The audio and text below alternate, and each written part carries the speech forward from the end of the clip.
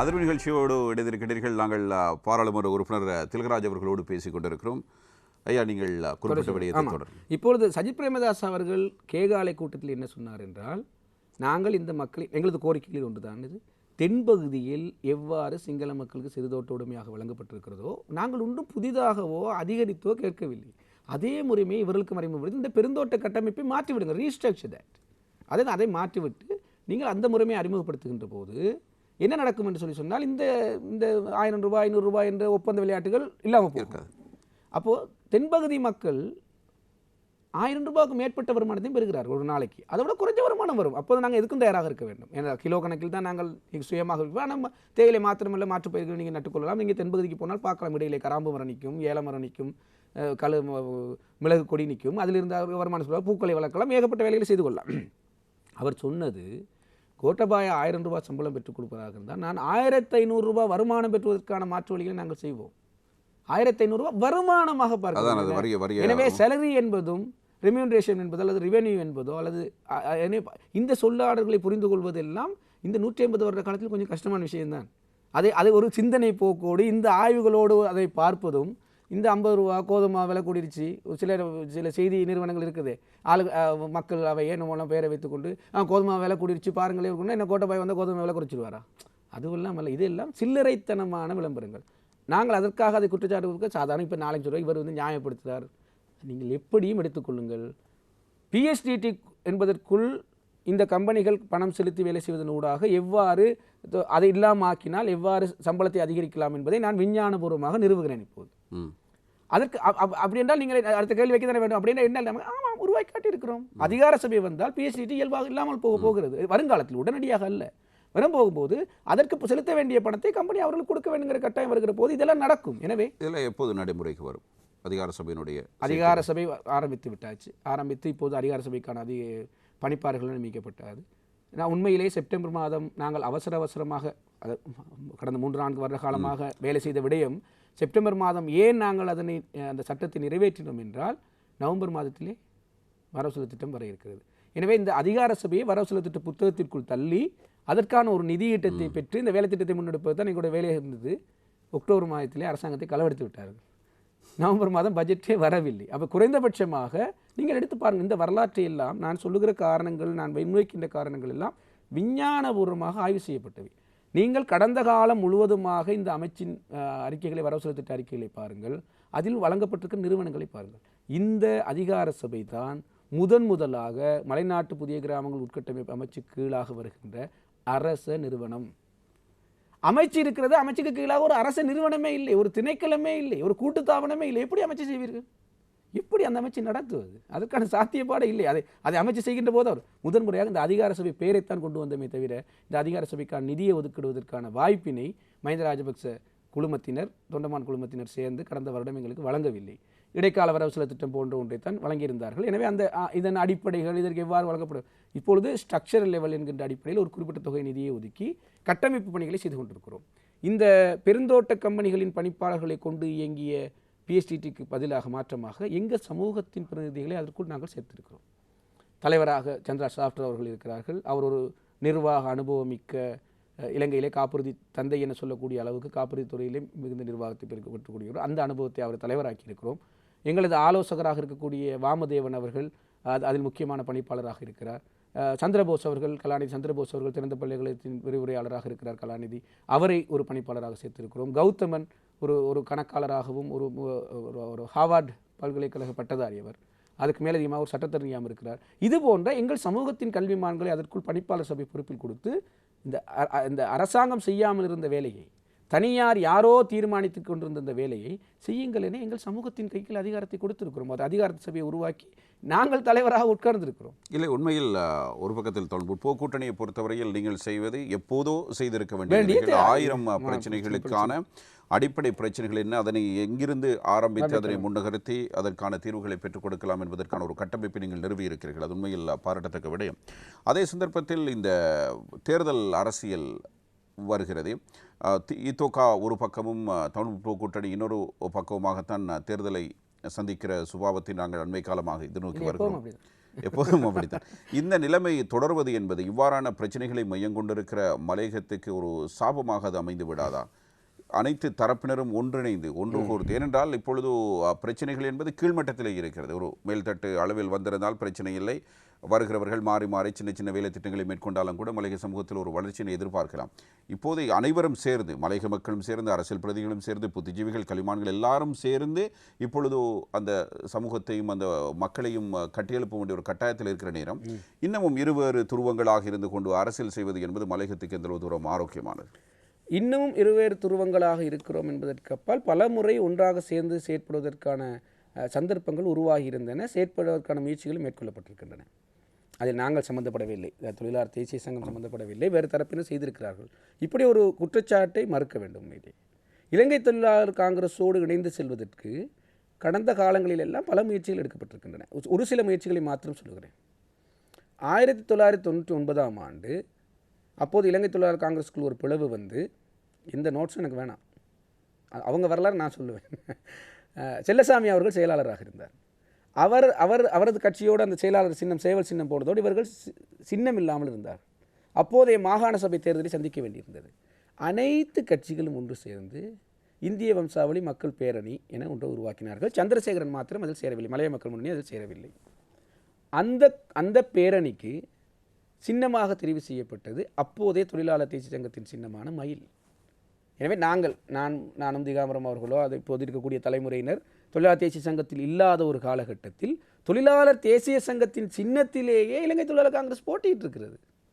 இந்திய வம்சாவளி பேரணி என பேரளவுக்கு பேரை வைத்துக் கொண்டதற்கு ஒஃபிஷியலாக உத்தியோகபூர்வமாக அதன் பட்டியல் தேர்தல் அறிவிப்புகள் எல்லாமே தொழிலாளர் தேசிய சங்கம் என்று தான் வந்தது. எங்களுக்கு ஒரு சின்னமாக மயில் சின்னம் இருந்தது, பிற்காலத்தில் அது மாறியது, வேறு கதை. அதே போல் 2000ஆம் ஆண்டளவில் எனது கவிதை தொகுப்பே அதிலிருந்து தான் வருகிறது. மல்லியப்பு சந்தியில் இவர்கள் அமர்ந்து 400 ரூபாய், இவர்கள் சொல்லுகிறார்கள் கடந்த 25 வருட காலமாக எந்த விதமான போராட்டங்களும் இல்லாமல் நாங்கள் சம்பளத்தை பெற்றுக் கொடுத்தோம் என்றால், ஏன் மல்லியப்பு சந்தியில் பகலில் உட்கார்ந்தீர்கள், பிறகு இரவிலே உட்கார்ந்தீர்கள்? ஏன் 40 நாள் உண்ணாவிரத போராட்டம் இருந்தீர்கள் அல்லது சத்தியாகிரக போராட்டம் இருந்தீர்கள்? அந்த போராட்டத்தின் போது உச்சகட்டத்திற்கு சென்று நீங்கள் சொல்லுகிற துருவங்களாக இருந்த சந்திரசேகரனும் தொண்டமானும் ஒரு மேடையில் ஏறுகிறார்கள் மக்களுக்காக. நடக்காமல் இல்லை. நான் அதைத்தான் எழுதினேன். அண்ணனும் தம்பியுமாய் ஓரணியில் சென்றது ஞாபகம் உண்டு, மேடையில் நின்றது ஞாபகம் உண்டு, வென்றதே அதுவும் உண்டா என்பது எனது வரிகளில் ஒன்று. அந்த அண்ணனும் தம்பியும் என்போர், அண்ணனை சந்திரசேகரனை நாங்கள் எல்லோரும் அண்ணன் தான் இப்போவும் சொல்லுவோம். இவரை தம்பி சேர் என்று சொல்லுவார்கள். தம்பி அப்புறம் ஒரு சேர் இல்லை சார், அது அப்படி சொல்லுவார்கள். அப்போ இதை குறியீடாக்கினேன் நான். அண்ணனும் தம்பியும் ஓரணியில் சென்றது ஞாபகம் உண்டு, மேடையில் நின்றதும் ஞாபகம் உண்டு, வென்றது ஏதும் உண்டா? மக்கள் திரும்ப அங்கே தான் நிற்கிறார்கள். எனவே அந்த கூட்டணியும் சரி வரவில்லை. அதுக்கப்புறம் 2013 ஒரு சில உதாரணத்தை மாத்திரம் சொல்லுகிறேன். 2013ஆம் ஆண்டு சபரகம தேர்தல் வருகிறது. சபரகம தேர்தலில் இவ்வாறு பிரிந்து நின்றால் சபரகம மாகாணத்திலே ஒரு மாகாண சபை உறுப்பினரை எடுத்துக்கொள்வது கூட கஷ்டம். கேகாலை மாவட்டத்திலும் ரத்தினபுரி மாவட்டத்திலும் சமூக ஆர்வலர்கள் எல்லாம் வந்து எங்களோடு எல்லாம் பேசுகிறார்கள். நீங்கள் தனித்தனியாக போட்டியிட்டால் இப்படி ஒரு சூழ்நிலை வரும். நாங்கள் பேசிக்கொண்டே போகிறோம். நாங்கள் ஒரு பொது சின்னத்துக்கு போவோம். எல்லோரும் பேசுகின்ற பொழுது நான் எங்களது கட்சி சார்பாக போகிறேன். அது ஏற்பாட்டாளர்களாக திரு முத்துசாமி அவர்கள் ஒரு சமூக ஆர்வலராக இந்திய சமுதாய பேரவையில் இருக்கிறார். திரு வாமதேவன் அவர்கள், இவர்களெல்லாம் ஒரு குழுவாக அமைத்து ரத்தினபுரியை சேர்ந்த இன்னும் சில ஆர்வலர்கள் எல்லாம் ஒன்று சேர்ந்து இந்த குழுவை அமைத்து நாங்கள் பேசுகிறோம். பேசிவிட்டு போகும்போது இப்போ கட்சியெல்லாம் இலங்கை தொழிலாளர் காங்கிரஸ் அங்கே வரவே இல்லை. அதெல்லாம் ஒரு ஈகோ இருக்கிறது.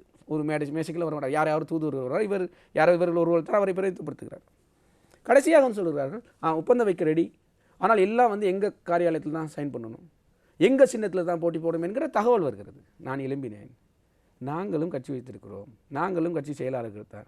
இந்த பொஸ்தனம் எங்கள்கிட்ட காட்சி செய்ய வராது, நாங்களும் ஒதுக்கி கொடுக்குறோம், நீங்கள் செய்து போங்க, எங்களுக்கு பிரச்சனை இல்லை. தொழிலாளர் தேசிய சங்கம் அதுக்கு இணைய தயாரில்லை. ஆனால் ஒரு உத்தரவாதம், நாங்கள் தனியாக போட்டியிட்டு சபரகம மாகாணத்தில் ஒரு மாகாண சபை உறுப்பினர் வருவதை தடுக்கிறது நாங்கள் தயாரில்லை. நாங்கள் ஒதுங்கி இருக்கிறோம், ஓரமாக இருக்கிறோம், போட்டியிடாமல் இருக்கிறோம். நீங்கள் எல்லோரும் போட்டியிடுங்கள் என்றவுடன் எங்களது கூட்டணி தலைவர் மனோகணேசன் அவர்கள், ஜனநாயக மக்கள் முன்னணி, மலைய மக்கள் முன்னணி பல கசந்துப்பான அனுபவங்கள் இருந்திருக்கிற போது இலங்கை தொழிலாளர் காங்கிரஸ் எல்லோரும் சேர்ந்து சேவல் சின்னத்திலே போட்டியிட்டார்கள், வென்றார்கள். சேவல் சின்னத்தில் வேட்பாளர்கள் வந்தார்கள். வந்து அடுத்த நாளே இது எங்கே ஓட்டு, நீங்களாம் ஓடு அடித்து விரட்டி விட்டார்கள். எல்லாரும் இன்றைக்கு வரைக்கும் அந்த இதுவும் கிடையாது. அந்த மாகாண சபை உறுப்பினர் 2 பேர் பேரும் தெரியாது மக்களுக்கு, உங்களுக்கும் தெரியாது. சபரகம் மாகாணத்தில் 2 பேர் உறுப்பினர் காட்டுங்க பார்ப்போம், பேரை சொல்லுங்க பார்ப்போம், தெரியாது. அப்போ செயற்படவே இல்லை. இப்படி கசப்பான அனுபவங்கள் எங்களுக்கு இருந்திருக்கு. இது ஒரு முயற்சியும் அதனால் ஏற்பட்ட தோல்விகளும் விளைவுகளும். என்னிடத்தில் ஒரு கருத்து இருக்குது, இது என்னுடைய சொந்த கருத்து. இலங்கை தொழிலாளர் காங்கிரஸ் இன்னும் 200 வருடம் செயற்பட்டாலும் மலைய மக்கள் பிரச்சனை தீர்க்காது. இது என்னுடைய சொந்த கருத்து. இதை நான் என்னுடைய பாராளுமன்ற உறுப்பினர் பிரவேசத்தின் அனுபவம் முதலாவது இல்லை, இது ஒரு ஆய்வு. இது ஒரு ஆய்வு. ஆய்வின் அறிக்கையில் விஞ்ஞானபூர்வமாக அவர்களுக்கு மலைய மக்களுடைய ஆர்வம் இல்லை. அந்த கட்சி உருவாக்கப்பட்டது மலைய மக்களின் பிரச்சனைகள் என்கின்ற அடிப்படையில் அல்ல. நீங்கள் எங்கிருந்து பிரச்சனைக்கான உருவாக்கப்படுறது, எங்கிருந்து அது கருக்கொள்கிறதுங்கிறது முக்கியம். நான் 2002ஆம் ஆண்டு, நானும் ஒரு ஊடகவியலாளராக அவங்களுக்கு தெரியும் நினைக்கிறேன், ஊடகவியலாளர், நான் செய்தி அனுப்புகிறார்கள், நான் கட்டுரை எழுதுவேன், இந்த மாதிரி ஆய்வுகளை செய்வாள். 2002ஆம் ஆண்டு நான் ஒரு கட்டுரை எழுதினேன். எது சமாதான உடன்படிக்கை செய்யப்பட்டதெல்லாம், சமாதான உடன்படிக்கை என்று சொன்னார்கள், போர் நிறுத்த உடன்படிக்கை. அதன் போது நான் ஒரு கட்டுரை எழுதினேன். அந்த கட்டுரை வேண்டாம் உங்களுக்கு தரலாம். அது செய்யப்பட்ட உடனே எழுதினேன். இந்த உடன்படிக்கை இலங்கையில் சமாதானத்தை கொண்டு வராதுன்னு எல்லோரும், பத்திரிகைக்காரர்கள் எல்லோரும் கேட்டார்கள், என்ன இப்படி ஒரு வேலை செய்திருக்கிறார்கள், பிரபாகரன் ரணில் விக்ரமசிங்கம் ஒன்றாக இருந்து இந்த ஒப்பந்தம் செய்கிறார்கள், நீங்கள் இவ்வளோ பெரிய ஒரு சர்வதேச வேலை திட்டத்தை ஒரு சாதாரண சின்ன பையனாக இருந்திருப்பேன் அப்போ ஒரு 25 வயசுக்கும் இவர் இப்படி ஒரு கட்டுரை எழுதியிருக்கிறார் ஒரு கேள்வி வந்தவுடன் நான் சொன்ன காரணம் என்னென்றால், இந்த நாட்டுக்கு தேவை சமாதானம், இவர் 2 கிலோ. ஆனால் இந்த ஒப்பந்தம் பொருளாதாரம் என்ற மையப்புள்ளியிலிருந்து எழுகிறது. இவர்களிடம் எழுதி கொண்ட விடயங்கள் என்றால் வடக்கை அபிவிருத்தி செய்யணும், இப்படி இந்த பொருளாதாரம் சார்ந்த விடயங்களுக்கு முக்கியத்துவம் கொடுத்து தான் நீங்கள் அந்த அந்த உடன்படிக்கை எடுத்து பாருங்கள், உங்களுக்கு தெரியும், ஆய்வுக்குட்படுத்துங்க.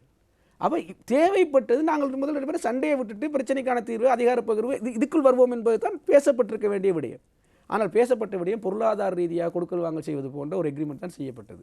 2 அணிகளுமே ஒருவரிடமிருந்து ஒருவர் பொருளாதார நலனை எப்படி அடைந்து கொள்ளலாம் என்பதைத்தான் பார்த்தார்கள். இவர்களுக்கு ஆளும் கட்சியாக இருந்த ஐக்கிய தேசிய கட்சியாக இருக்கட்டும், யாராக இருக்கட்டும், இலங்கை அரசுக்கு இருந்தது இவர்களை டைலூட், சிதறடித்து விட வேண்டும், பண்ணிவிட வேண்டும் அந்த போராட்டம் முடியும். அவர்களுக்கு இந்த கேப், இடைவெளியை பயன்படுத்தி தங்களை பொருளாதார ரீதியாக பலப்படுத்தி தங்களது இயக்கத்தை பலப்படுத்தி எதிர்காலத்தில் பாரிய யுத்தம் ஒன்றை மேற்கொண்டு வெற்றி பெற வேண்டும் என்கின்ற நிலையில் பொருளாதாரமும் அது இவர்களுக்கு வடக்கில் இருந்து இவர்களை டைலூட் செய்துவிட்டு, இவர்களை சிதறடிக்க செய்துவிட்டு பொருளாதார நலன் அடைய வேண்டும் என்கிற நிலைப்பாடு தான் இது. இதுதான் அங்குள்ள விஷயம். அதுபோலத்தான் இலங்கை தொழிலாளர் காங்கிரஸ் இன்று 80 வருடம் என சொல்கிறார்கள் அல்லவா, அது போய் இதெல்லாம் மறுத்து பேசுவதற்கு அங்கே யாரும் இல்லை. இலங்கை தொழிலாளர் காங்கிரஸ் இலங்கை தொழிலாளர் காங்கிரஸாக உருவாக்கப்படவே இல்லை. அது இலங்கை இந்திய காங்கிரஸாக உருவாக்கப்பட்டது. இலங்கை கமா இந்திய காங்கிரஸ், அதாவது இலங்கையில் உருவாக்கப்பட்ட இந்தியாவின் காங்கிரஸ். அதனால்தான் ஒரு ஆதாரம் மாத்திரம் உங்களுக்கு விளங்குற மாதிரி சொல்கிறேன் நான். அதனால்தான் இன்றும் இந்தியாவின் கொடி தான் அவர்கள் கொடியாக இருக்கிறது. அவர் கொடிக்கு என்ன காரணம் சொல்லுங்க யாராவது. எங்கள் கொடிக்கு மேலே வெள்ளை, கீழே பச்சை, நடுவில் சிவப்பு என்றால் அதற்கு நான் காரணம் சொல்லுவேன். இலங்கை தொழிலாளர் காங்கிரஸ் ஒருவரை கூப்பிட்டு ஏன் மேலே ஆரஞ்சு கலர், கீழே ஏன் பச்சை கலர், நடுவில் வெள்ளை கலர்னு காரணம் சொல்லுங்கள். ஒன்றுமே இல்லை. அது இந்தியாவின் தேசிய கொடியை அப்படியே அப்பி அது கொடியாக்கியது. அதற்கான கால சூழல் நலன்கள் எல்லாம் வேறுபட்டது. 30ஆம் ஆண்டு உருவாக்குகின்ற போது அதற்கான அது கொழும்பில் வாழ்ந்த, ஒருவேளை அந்த கொடி உங்களிடம் இருந்திருந்தால் தென்னிலங்கை ஊடகங்கள் சில வேளைகளில் வேறு வகையில் அதனை பிரச்சாரம் செய்து, அது எவ்வாறு செய்கிறது என்ற நான் இந்த வாதத்தை நான் முன்வைப்பது, இது அடிப்படை இந்த மக்களுக்காக உருவாக்கப்படவில்லை. ஏன்னா இப்போது குறை சொல்வதற்காகவோ இந்த வாதத்துக்காகவும் சொல்லவில்லை. இதே ஆய்வின் அறிக்கையாக நான் சொல்லுகிறேன். இதை எந்த ஒரு ஆய்வாளரும் ஆய்வுக்கு உட்படுத்தலாம்.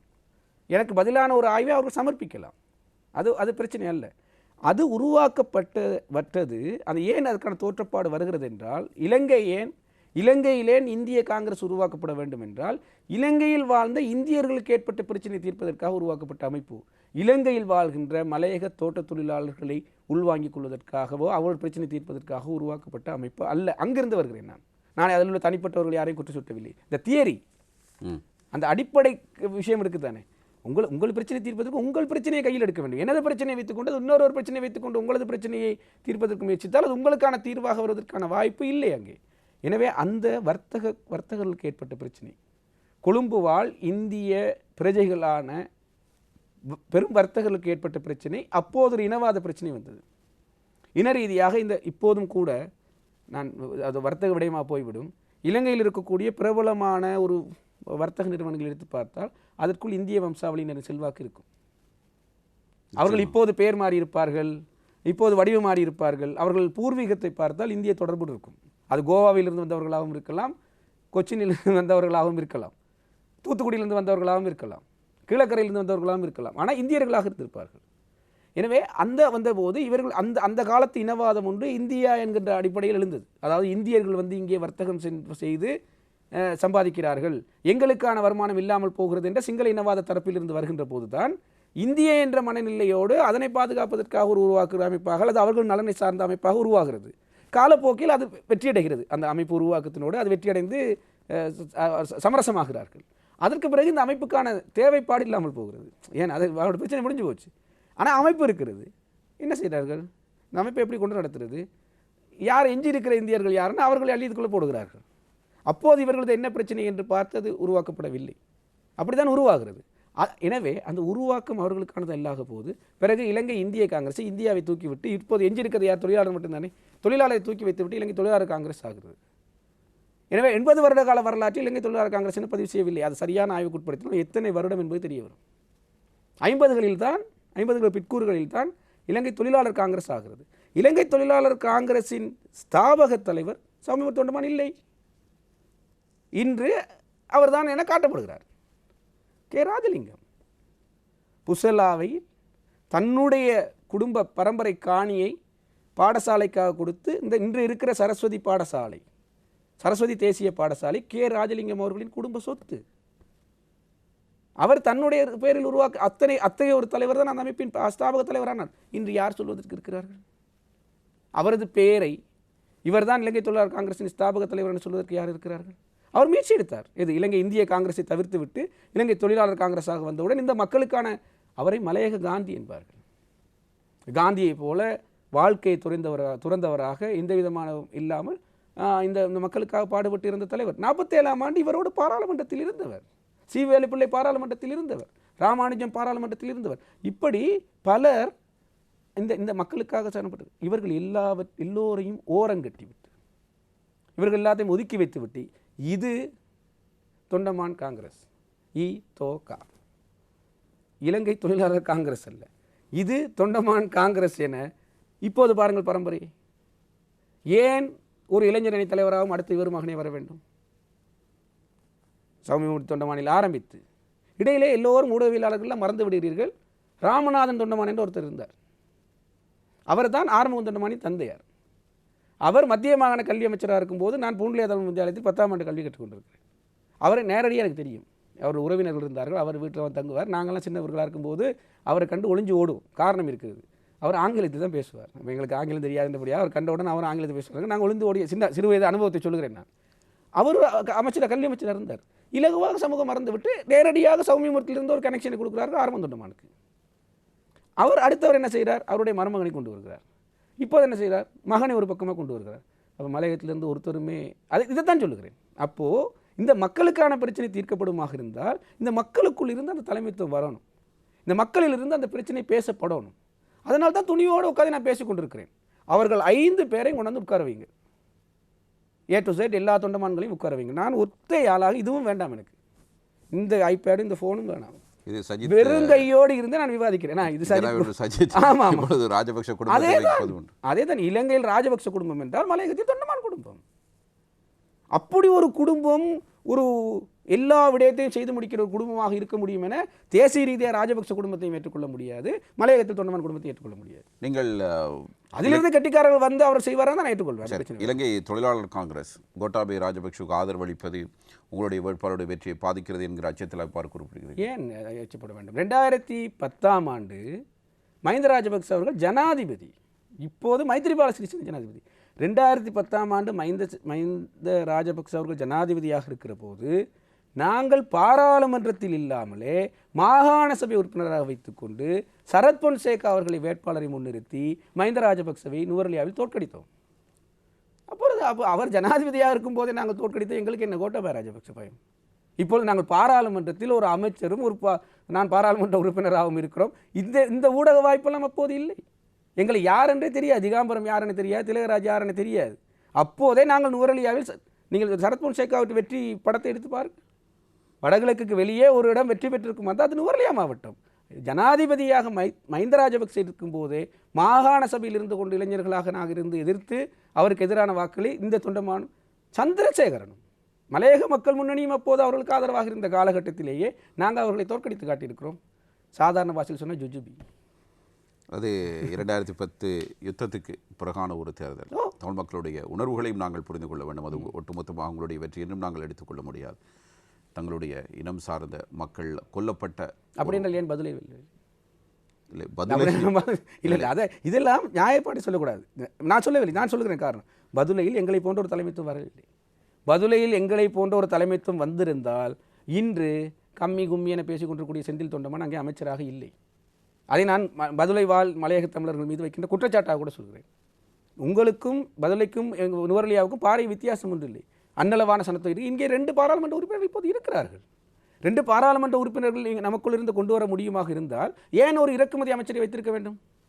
அவருக்கு எங்களது மொழியே பேச முடியவில்லை. எங்களது மொழியில் உரையாடல. பல்கலைக்கழக பட்டத்தை உறுதி செய்ய கோரி எக்ஸாமினேஷன் டிபார்ட்மெண்ட்டுக்கு கடிதம் அனுப்புகிறார் இவர் கல்வி அமைச்சர். பல்கலைக்கழகம் என்பதே சுயாதீனமானது. பல்கலைக்கழகங்களுக்கு பரீட்சை திணைக்களம் பரீட்சை வைக்காது, அது உங்களுக்கு தெரியும். பேராதனை பல்கலைக்கழகம் தானாக பரீட்சை நடத்தி வெளியிடும். இவர் ஆசிரியர்கள் எல்லாம் பட்டம் வாங்கியிருக்கிறார். இந்த பட்டத்தை வெரிஃபை பண்ண சொல்லி, உறுதிப்படுத்த வேலிடேட் பண்ண சொல்லி கல்வி அமைச்சராக இருந்து கொண்டு ஜனாதிபதியிடம் நான் கேட்டேன்னு சொல்லி முதலமைச்சர் ஊடாக இந்த நாட்டின் பரீட்சை திணைக்கள ஆணையாளருக்கு அனுப்புகிறார். வாய் விட்டு சிரிக்க வேண்டிய விடயம். இந்தியாவில் சில நேரம் எனக்கு தெரியாது எங்கே இருக்குதுன்னு சொல்லி இப்படியான ஒரு அமைச்சரை ஆக்கி கொண்டு தான் நாங்கள் ஊவாவில் உட்கார்ந்துருக்கிறோம். அது ஒரு குறைபாடு. இப்போது இந்த பாடசாலைகளுக்கு பெயர் வைப்பது அடுத்தது என்ன காரணம் சொல்கிறார்கள்? வித்தியாலயம் என்பது சமஸ்கிருதமாம். அப்போ நாங்கள் சமஸ்கிருதத்தை தமிழோடு கலந்து பேசி தூய தமிழ் பேசுவது போல இலங்கை தமிழர் ஒட்டுமொத்த இலங்கை தமிழருக்கு அடியுது. அது மலேசியாவில் வந்து ஒரு அம்மா வராங்க அதை சொல்கிறதுக்கு, இவர் கொண்டு வந்திருக்கார். அவங்க சொல்கிறாங்கன்னா இவர்கள் அதாவது சமஸ்கிருதத்துக்கும் தமிழுக்கும் ஒரு நெருக்கமான தொடர்பு அந்த எழுத்துக்கள்லாம் நாங்கள் பாவிக்கிறதுனால நாங்கள் சமஸ்கிருத வார்த்தைகளை போட்டு தமிழை பேசிவிடுவதன் காரணமாக தமிழ் போலவே இருக்குது. ஆனால் அது தமிழ் இல்லையா. அவர்கள் ஆங்கிலம் கலந்து பேசுவதனால அவர்கள் ஆங்கிலம் கலந்து பேசுவது தெளிவாக தெரிகிறதா, நாங்கள் சமஸ்கிருதம் பேசுவதனால தெரியாமல். அதனால் வித்தியாலயம் என்றால் அது சமஸ்கிருதம், அதை மாற்ற வேண்டும் என சொல்லிவிட்டு ஸ்கூல் என்ன அழகாக தமிழில் வைத்திருக்கிறார்கள் பேர்.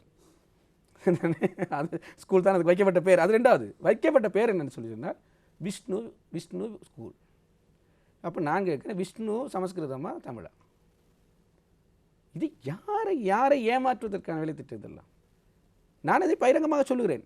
இதே வேலை திட்டத்தை மலையகத்தில் உயிர் நீத்த போராட்ட தியாகிகள் எத்தனை பேர் இருக்கிறார்கள். தொண்டமான் கல்லூரி என்று உருவாக்கப்பட்டது. அதுக்காக தான் இந்த வேலை திட்டம் கொண்டு வந்ததே. இவ்வளவு பெரிய 140 வேலை திட்டத்தை கொண்டு வந்ததே சௌமியமூர்த்தி தொண்டமானாங்க ஏதாவது ஒரு செய்து வச்சுடணும். அவங்களுக்கு கொட்டக்கலையில் இந்த வளைவு கட்டின மாதிரி மலையக மக்களுக்கு 1000 பிரச்சனை இருக்குது. கொட்டக்கலைக்கு போனால் கொட்டக்கலையில் ஓட்டை நிறைந்த லயங்கள் எத்தனையோ இருக்குது. ஆனால் போய் பாருங்கள், கொட்டக்கலைக்கு போகல உங்களுக்கு என்ன தெரியும்? கொட்டக்கலை நகரத்துக்கு இந்த பக்கம் போகும்போது ஒரு வளைவு, கோடிக்கணக்கில் செலவு. கொட்டக்கலை நகரம் முடியும் போது இன்னொரு வளைவு. ஒரு வளைவில் சௌமியமூர்த்தி தொண்டமான் வளைவு.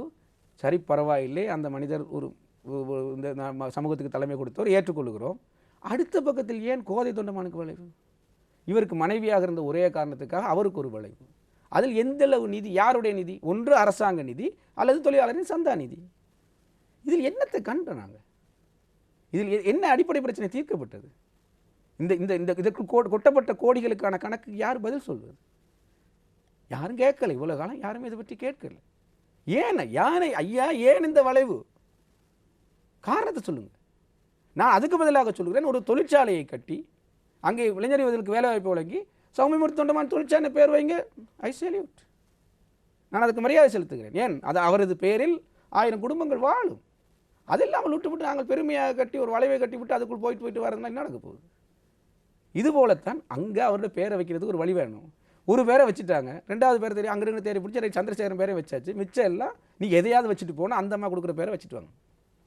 நாங்கள் வைத்த எங்களுக்குள்ள அந்த எஸ்டேட் பேர்கள் என்பதும் அது தோட்ட பேர்கள் என்பதும் சாதாரணமானதல்ல. அதற்குள்ளெல்லாம் வரலாறு இருக்கிறது. அந்த வரலாறு அளிக்கப்படுகிறது. இந்த பேர் மாற்றத்தினூடாக அந்தந்த தோட்டங்களுக்கு இருக்கக்கூடிய வரலாறுகள் அளிக்கப்படுகிறது. நான் சொல்லுகிறேன், உரிமை போராட்டத்தில் உயிர் நீத்த பல தியாகிகள் இருக்கிறார். அத்தனை தியாகிகளின் பேரை வைப்பதற்கு செந்தில் தொண்டமான் பிரேரித்திருந்தால் நான் முழு மனதோடு ஏற்றுக்கொள்கிறேன். அவர் தமிழராக இருக்கட்டும், சிங்களவராக இருக்கட்டும், பிரச்சனையே இல்லை. அவர் இந்த மக்களுக்காக ஏதோ ஒரு காரணத்துக்காக ஒரு உயிர்நீத்த போராட்ட தியாகிகள் பெரிய நீட்ட வரலாறு எங்கட. அதுக்கு பேரை வைங்க. ஏன் நான் அதை சொல்லுகிறேன்? இப்போ பதுளையிலேயே எங்களுக்கு நெருக்கமான ஒரு பாடசாலை ஒன்றில் ஒரு மண்டபத்துக்கு பெயர் வைத்திருக்கிறார்கள், சிவனு லட்சுமணன் மண்டபம். அந்த மண்டபத்திற்குள் போகிற மாணவன் தினமும் சிவனு லட்சுமணை வாசித்து விட்டு போகிறான். அவனுக்குள்ள ஒரு கேள்வி இல்லை, ஏன் இந்த மண்டபத்தின் பேர் சிவனு லட்சுமணன்? விஷ்ணு என்றால் கடலை கடந்தார், நஞ்சை உண்டார், ஏதாவது வரும், அது ஒன்றும் இல்லை, அது ஒரு புராண கதை. ஆனால் சிவனலட்சுமணன் என்று பேர் வருகிற போது ஏன் சிவனலட்சுமணன்? ஆசிரியரிடம் ஒரு கேள்வி கேட்பான், சார் ஏன் இந்த மண்டபத்துக்கு சிவனலட்சுமணன் பேர் வைத்திருக்கு? சிவனலட்சுமணன் தான் மலையக மக்களின் காணி உரிமைக்காக உயிர் நீத்த தியாகி. 77ஆம் ஆண்டு காணியை பகிர்ந்து கொடுப்பதற்காக டெவனிலே பெரிய போராட்டம் நடக்கும்போது, டெவன் தோட்டத்தை துண்டாடுகின்ற போது அந்த போராட்டத்தில் கலந்து கொண்டு போலீசாரின் துப்பாக்கி சூட்டுக்கு இலக்காகின்ற ஒரு தொழிலாளி, அவனது பெயர் உச்சரிக்கப்படுகின்ற போது, அவன் ஏன் இறந்தான் என அந்த மாணவன் தெரிகிற போது அந்த உணர்வோடு வளருவான். எனக்கான காணி உரிமை போராட்டத்துக்காக எனது தாத்தா செத்திருக்கிறான், எனது தொழிலாளி செத்திருக்கிறான், என்ன முந்தைய பரம்பரை செத்திருக்கிறது, எனவே காணி உரிமை என்பது முக்கியமானது. முல்லையா கோவிந்தன் வைங்க, முல்லையா கோவிந்தன் பாடசாலை என்று வைங்க. ஏன் முல்லையா கோவிந்தன்? முல்லையா கோவிந்தன் இன்றைக்கு 1000 ரூபா போராட்டம் மாதிரி அன்றைக்கு 10% போராட்டத்துக்காக உயிர் நீத்திருக்கிறான். 40ஆம் ஆண்டே முல்லையா கோவிந்தன் செத்துத்தான் 10% அதான் சொன்னேன். இந்த தொகையை பிரச்சனையை வச்சுக்கொண்டு நீங்கள் நல்ல ஆட்சியில் அல்லது ஜனாதிபதி தேர்தல் வந்து 50 ரூபா வாங்கி கொடுத்தவனை எல்லாம் வெற்றி பெற்று விடலாம் என்று சொல்வதெல்லாம் சில்லறைத்தனமானது. நான் சொல்வதற்கு காரணம் 40களிலேயே எங்களது முதலாவது தியாகியே 10% சம்பள போராட்டத்திற்காக செத்து போகிறார். அவன் 40லிருந்து எங்களுக்கு சத பிரச்சனையும் ரூபா பிரச்சனையும் 1000 ரூபா பிரச்சனையும் வடிவம் மாறி இருந்து கொண்டே தான் இருக்கிறது. அதே காணி பிரச்சனை வருகிற போது சிவனலட்சுமணன் இருக்கிறார். சிவனலட்சுமணன் காணி பகிர்ற போது என்ன பிரச்சனை? தோட்டங்களை பகிர்கிறார்கள். அந்த பகிர்ற பிரச்சனை தான் நான் சொன்ன அந்த காணி உரிமை சட்டத்தோடு. அது தோட்டத்தை பகிர்கிறார்கள் என்றால் எங்களுக்கு காணி இல்லாமல் பிறருக்கு கொடுக்க வருகிறார் என்ற போது தான் அதை மறுத்தவன் போராடுகிறான், குடியேற்றங்களை அவன் மறுக்கிறான். அந்த போராட்ட தியாகியின் பேரை வைங்களே. அப்போ அந்த கன்செப்ட் நான் சொல்கிற அந்த எண்ணக்கருவை மலையகம் என்ற நிலையிலிருந்து வெளியே கொண்டு வாருங்கள். அது இல்லாமல் இறக்குமதி செய்யப்படுகின்ற விடயங்களின் காரணமாக மலையக மக்களின் உணர்வும் அந்த மலையகம் என்கிற அபிமானமும் மறுக்கின்றவர்களாக ஒரு தொடர்ச்சியாக இருந்து வந்திருக்கிறார்கள். அதனால சொல்கிறேன், இன்னும் 200 வருடங்கள் போனாலும் இவர்களது பரம்பரையை கொண்டு வந்து இந்த சமூகத்தை ஆளுவதற்கான ஒரு முயற்சி மேற்கொள்ளப்படுமே தவிர இந்த மக்களுக்கு எண்ணக்கர் அடிப்படையில் என்ன செய்ய வேண்டும் என்கின்ற வேலை திட்டம் அவர்கள் இல்லாதன் காரணமாக நாங்கள் அவரோடு கூட்டணி வைப்பதற்கு எப்போதும் தயாரில்லை. இது நீங்கள் முன்வைக்கிற ஒரு குற்றச்சாட்டு. குற்றச்சாட்டு அல்ல, ஒரு ஆய்வு. அதை நீங்கள் குற்றச்சாட்டு என்ன சொல்லக்கூடாது. நீங்கள் முன்வைக்கிற ஆய்வு, இதற்கு பதிலாய்வை மறுப்பாய்வை வேறு யாரையும் செய்ய சொல்லி கோருங்கள், அது பிரச்சனை இல்லை. இதை குற்றச்சாட்டாக நான் சொல்லவில்லை. இது ஆய்வு. இந்த ஆய்வுக்கு மறுப்பு தெரிவிக்கிற இன்னொரு PhD ஆய்வை இன்னொருத்தர் செய்யட்டும். நிச்சயமாக அது PhD ஆய்வாக, அதுக்கு அவர் டாக்டர் பட்டம், எனக்கு டாக்டர் பட்டம் கிடையாது, அதை வைத்து அவர் டாக்டர் பட்டம் வாங்கினாலும் அதை ஏற்றுக்கொள்வேன். ஆனால் அது ஆய்வாக இருக்க வேண்டும். அதாவது ஈத்தோகாவினுடைய செயற்பாடுகள் எதுவாக இருக்கட்டும், தோட்ட தொழிலாளர் பிரச்சனையாக இருக்கட்டும், சம்பள பிரச்சனை எது என்றால் நான் சொல்லுகிற இங்கே முன்வைக்கின்ற பல்வேறு கருத்துக்களையும் அத்தனையும் ஆய்வுக்குரியவை. ஆய்வு நோக்கில் தான் அது பார்க்கப்படுகிறது. ஆய்வுக்கான பொருள் நான் சொல்லுகிற விஷயம் எல்லாம் ஆய்வுக்கான பொருள், அதனே ஆய்வுக்கான அப்படிதான் ஆய்வுக்கான விஷயத்தை தேடும். எப்படி ஒரு ஆய்வுக்கான விஷயத்தை தேடுகிறது? இப்போது பாராளுமன்ற உறுப்பினர் அவர்களே, நீங்கள் ஆய்வு ரீதியில் சில விடயங்களை முன்வைத்து பேசியிருக்கிறீர்கள். இப்போது உங்களுடைய அமைச்சர் பழனி திகாம்பரம் அவர்கள் கூறிய இந்த கருத்து குறித்து நாங்கள் பார்க்கலாம். கடைசி சம்பளத்தில் ஊர்லியா மாவட்டத்தில் 3 சீட்டும் 30 கோடி கேட்டாங்க.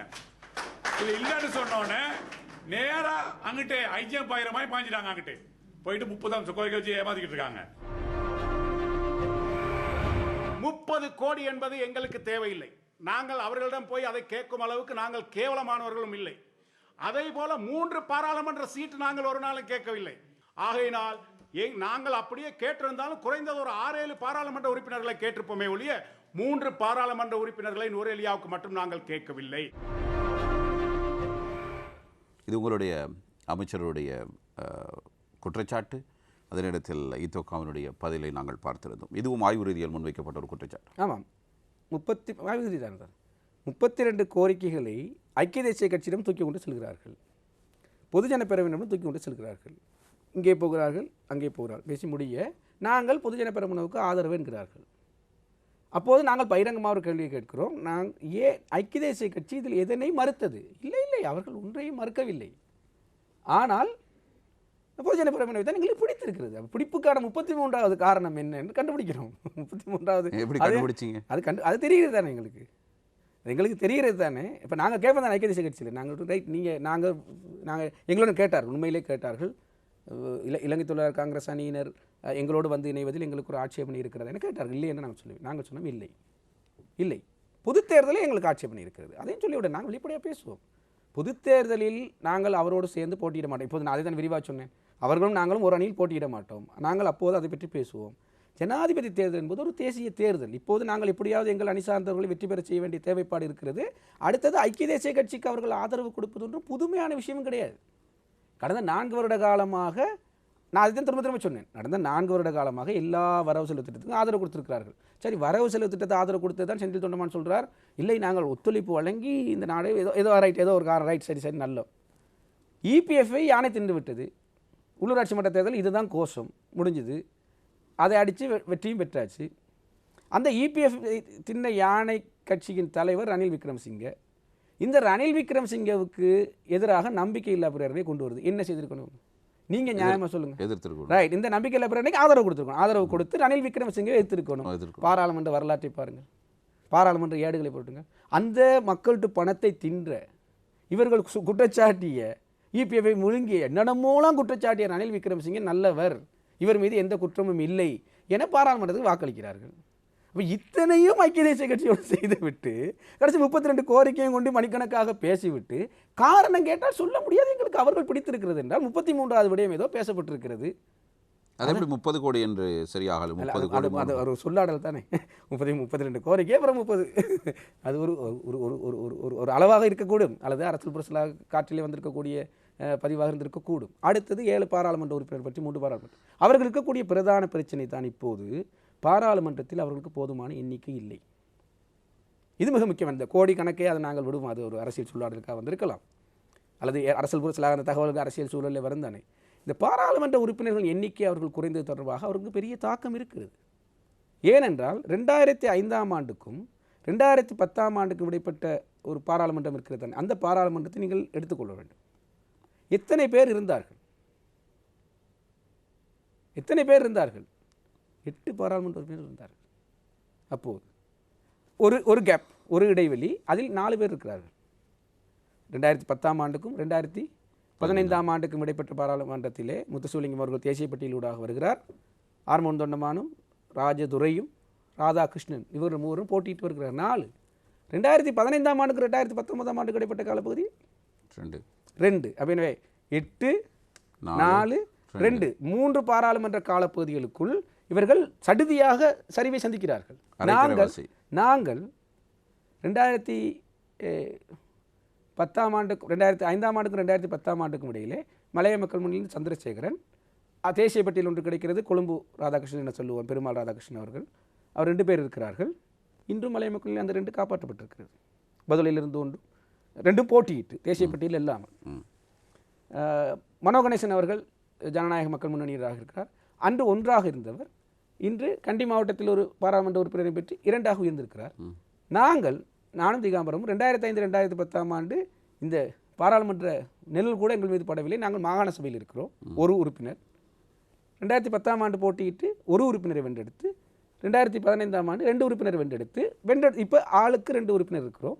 2 உறுப்பினர் எடுத்துக்கொண்டு நாங்கள் எங்களுக்குள் அடிபடாமல் எங்களுக்குள் பிரச்சனைகள் இருக்கின்ற போது அதை பேசி தீர்த்து கூட்டணியாக செயற்பட்டு தமிழ் முற்போக்கு கூட்டணி என்கின்ற புதிய அரசியல் கட்டமைப்பை உருவாக்கி அதற்குள் செயற்பட்டு கடந்த 4.5 வருட காலமாக ஒரு பொது வேலை திட்டத்தின் அடிப்படையில் இன்றைக்கி செயற்பட்டு கொண்டு இருக்கிறோம். எனவே அது ஒரு அணி என பார்த்தால் நாங்கள் 6 பேர் இருக்கிறோம், அவர்கள் 2 பேர் இருக்கிறார்கள். இந்த சரிவும் இந்த பின்னடைவும் வெட்ட வெளிச்சமாக தெரிகிறது. எனவே அவர்கள் எப்படி பார்க்கிறார்கள் என்றால், இவர்கள் ஐக்கிய தேசிய கட்சியோடு சேர்ந்து வாக்கு கேட்பதாக தான் வந்து விடுகிறார்கள். எனவே ஐக்கிய தேசிய கட்சியோடு நாங்களும் சேர்ந்து கேட்டுவிட்டால் நாமளும் அந்த மாதிரி எண்ணிக்கையை, ஏன்னா கடந்த காலங்கள் அந்த 2010ஆம் ஆண்டு 5ஆம் ஆண்டெல்லாம் நாங்கள் ஐக்கிய தேசிய கட்சியில் தான் அவர்கள் வந்தார்கள் என்ற ஒரு எண்ணப்பாடு வருகிறது. அதை ஒரு நிபந்தனையாக வைக்கிறார்கள். நாங்கள் இப்போது ஆதரவு தருகிறோம், எங்களுக்கு பொது தேர்தலிலே 3 பேர் போட்டியிடுவதற்கான வாய்ப்பை நீங்கள் தர வேண்டும். இவ்வாறு 2 வேறுபட்ட அணியினர் ஒரு அணியில் போட்டியிடுகிற போது அவர்களுக்கான வெற்றி வாய்ப்பு கூடு. அது நடந்தது சந்திரசேகரன் அவர்களோடு இணைந்து போட்டியிட்ட போது. 2 பேர் 1,32,000க்கும் மேற்பட்ட வாக்குகளை ஒரு அணி என மக்கள் வாக்களிப்பார்கள் தானே. இவருக்கும் மக்கள் பிளவுகிற போது வரவர் போது அந்த சூழலை உருவாக்க பார்க்கிறார்கள். அது சாத்தியம். எனவே அவர்களது பின்னடைவு சரிவு என்பது அவர் தெரியாது. எங்கே சரி செய்ய வேண்டுமோ அங்குவதற்கான முயற்சியை அவர்கள் மேற்கொள்கிறார்கள். நாங்கள் மறுபுறமாக சிறுக எங்களது அரசியலையும் பலப்படுத்தி கொண்டு மலையக மக்களுக்கான என்ன செய்ய வேண்டும் என்ற கோட்பாட்டை முன்னிறுத்தி கொண்டவர்களாக முன்னோக்கி கூட்டணியாக செயற்பட்டு கொண்டு போகிறோம். எங்களது கொள்கைகள் விளக்கங்கள் எல்லாமே இந்த மக்களின் அடிப்படை பிரச்சனைகளை தீர்வு கண்டு எங்கிருந்து இவர்களை கட்டமைக்க வேண்டும் என்பதை தளத்திலிருந்து வருகிறோம். மக்களிடமிருந்து வருகிறோம், மக்களிடம் விஷயத்திலிருந்து வருகிறோம். எந்த ஒரு சூழலையும் எந்த ஒரு ஊடகத்தையும் பகிரங்கமாக நேரடியாக எதிர்கொள்கிறோம். நான் பகிரங்கமான சவாலை விடுக்கிறேன். ஆறுமுகந்தனமான் அவர்கள் பாராளுமன்ற உறுப்பினர், ஒரு கட்சியின் பொதுச் செயலாளர். எனக்கும் அதே தகுதி இருக்கிறது. வாருங்கள் விவாதிப்போம், நேரலையில் வாருங்கள், விவாதிக்க நான் தயார். ஆரோக்கியமான விவாதம், சண்டை பிடித்துக் கொள்ள வேண்டிய அவசியம் இல்லை. நீங்கள் என்ன விடயங்களை மலைய மக்களுக்காக முன்வைக்கிறீர்கள், நாங்கள் என்ன வைக்கிறேன், அந்த ஆரோக்கியமான விடயத்தை இர்ஃபான் உங்கள் மத்தியில் வைத்து நாங்கள் இந்த இடத்தில் பேசுவோம். அந்த ஆரோக்கியமான விடயங்களுக்கு ஆரோக்கியமான பதில்கள் கிடைக்குமாக இருந்தால் அந்த வேலை திட்டத்தின் அடிப்படையில் இலங்கை தொழிலாளர் காங்கிரஸோடு சேர்ந்து வேலை செய்யலாமே தவிர, இலங்கை தொழிலாளர் காங்கிரஸும் மலையகத்தில் ஒரு அமைப்பாக இருக்கிறது என்கின்ற காரணத்துக்காகவே நாங்கள் அவர்களோட கூட்டு சேர்ந்து போய்விட எதிர்பார்ப்பது தவறு.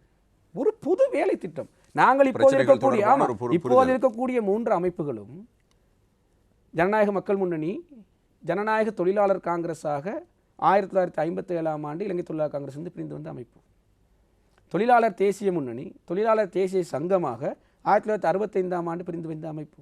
மலையக மக்கள் முன்னணி, மலையக மக்கள் முன்னணியாக 1988ஆம் ஆண்டு அங்கிருந்து பிரிந்து வந்த அமைப்பு.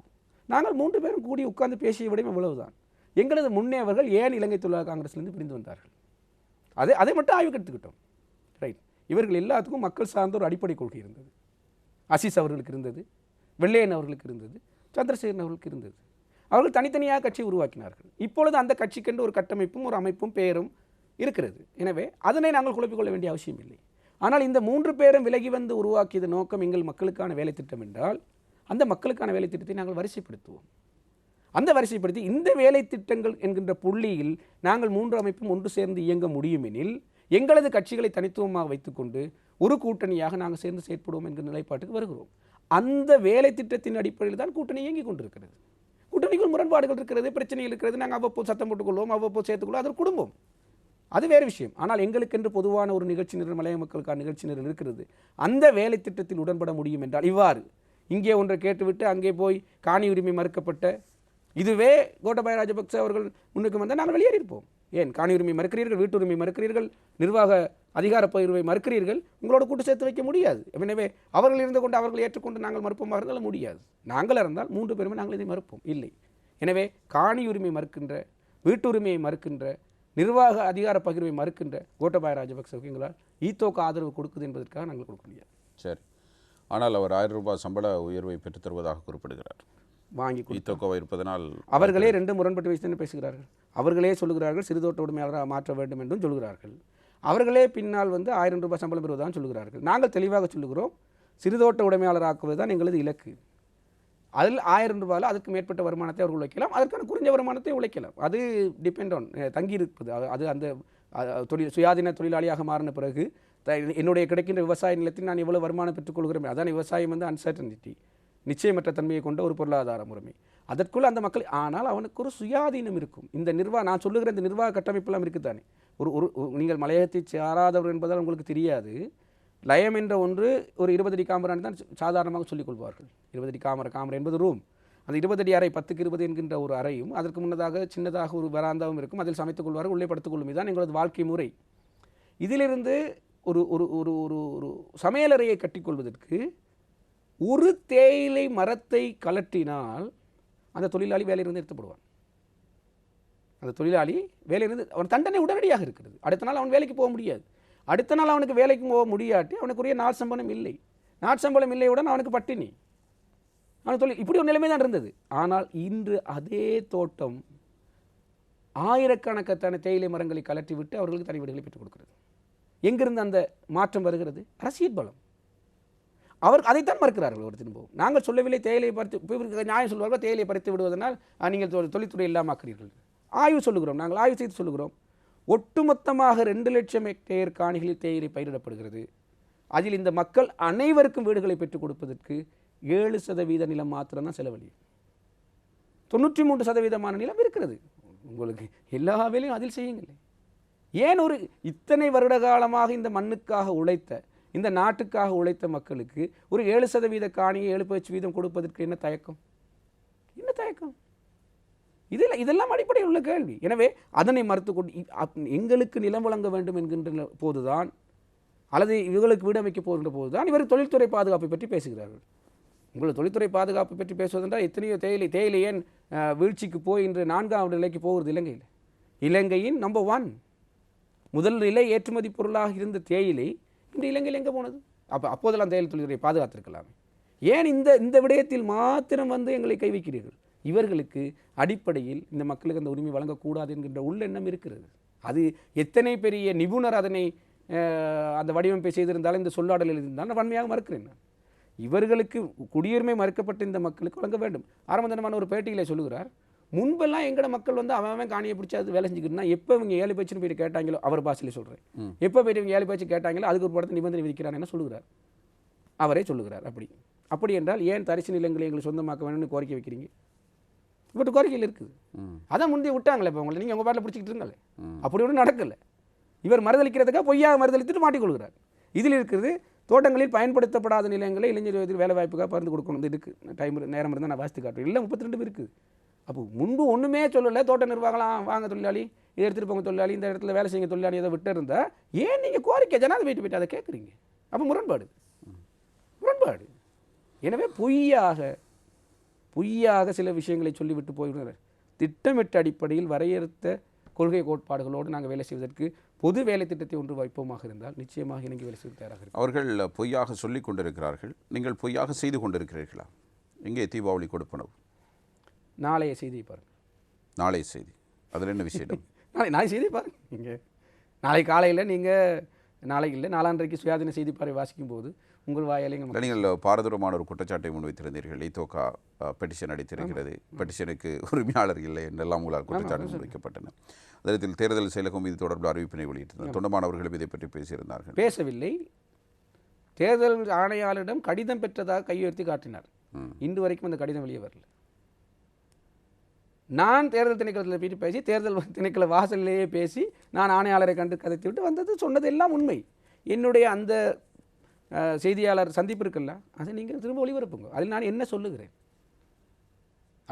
சொல்லுகிறேன்? அவர் நாவலப்பட்டி கூட்டத்தில் என்ன சொல்லுவார்? 2ஐயும் போடுங்கள். அவர் சொல்லுகிற அந்த கடிதத்தை காட்ட சொல்லுங்கள். இப்பொழுது தேர்தல் திணைக்களம் சரி செய்து விட்டது. நான் சொன்னேன், இப்படியான ஒரு முயற்சியை நாங்கள் செய்கிறோம், இதனை குழப்புவதற்கான வேலை திட்டம் முன்னெடுக்கப்படுகிறது எங்களுக்கு தெரிகிறது.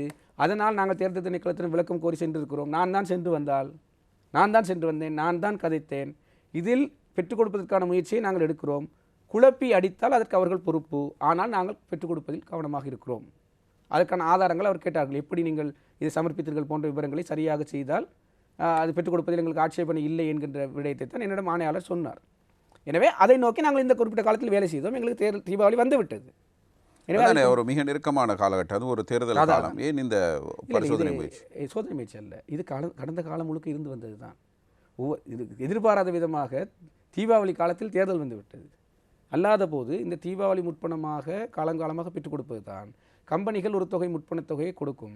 அதற்கு மேலதிகமான தொகை தேவைப்பட்டால் நாங்கள் அரசாங்கத்திடம் பேசி பெற்றுக் கொடுத்திருக்கிறோம். அதற்கு அமைச்சரவை பத்திரம் தாக்கல் செய்யப்பட வேண்டும். அது 2016ஆம் ஆண்டுகளில் இந்த அனுபவம் இருக்கிறது. இதை நான் ஆணையாளருடன் பேசினேன். இது நாங்கள் புதிதாக செய்யவில்லை, கடந்த காலங்களில் நாங்கள் செய்திருக்கிறோம். அப்படி என்றால் சொன்னால் அவர் கடந்த காலங்களில் நீங்கள் செய்தது, இதற்காக எடுத்த முயற்சிகள் தொடர்பான ஆவணங்களை நீங்கள் கொண்டு வந்து தந்தீர்கள் என்றால் நாங்கள் அதை பற்றி கரிசனை செய்யலாம். அப்படி இல்லாமல் இப்போதுதான் திடீரென அந்த அமைச்சரவை பத்திரம் தாக்கல் செய்யப்பட்டு முயற்சி மேற்கொள்ளப்படுமாக இருந்தால் அதை தேர்தல் சட்ட விதிமுறைகளுக்கு கீழாக ஆய்வு செய்ய வேண்டும் என அவர்கள் சொல்லியது உண்மை.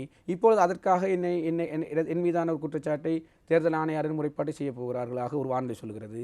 இன்னும் ஒரு வானிலை சொல்கிறது எனக்கு எதிராக நீதிமன்றத்தில் வழக்காடப் போவதாக. இரண்டுக்கும் நான் தயாராகத்தான் இருக்கிறேன். ஒரு பதிலை சொன்னேன் ஒரு வானொலிக்கு, எனக்கு எதிராக எந்த விதமான குற்றச்சாட்டில் வழக்கினை நீங்கள் தாக்கல் செய்தாலும் அந்த வழக்கினை சட்டத்தரணி இல்லாமல் நான் நேரடியாக சந்திக்கிறேன். எனக்கு துணிவு இருக்கிறது, வைங்க குற்றச்சாட்டு. அப்படியானால் நாளைய தினம் வெளியாகிற செய்தி நாளை மறுதினம் நீங்கள் வாசிப்பீர்கள். பெருந்தோட்ட மக்களுக்கு மகிழ்ச்சியான செய்தியாக இருக்கும்.